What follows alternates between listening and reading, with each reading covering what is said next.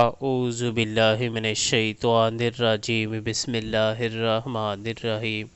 قل من رب السماوات والارض قل اللہ قل افاتخذتم من دونه اولیاء لا یملکون لانفسهم نفعا ولا ضرا قل هل يستوي الاعمى والبصیر ام هل تستوی الظلمات والنور ام جعلوا للہ شرکاء خلقوا كخلقه فتشابه الخلق علیہم قل اللہ خالق كل شیء وهو الواحد القہار۔ ان سے پوچھو آسمان و زمین کا رب کون ہے؟ کہو اللہ۔ پھر ان سے کہو کہ جب حقیقت یہ ہے تو کیا تم نے اسے چھوڑ کر ایسے معبودوں کو اپنا کارساز ٹھہرا لیا ہے جو خود اپنے لیے بھی کسی نفع و نقصان کا اختیار نہیں رکھتے؟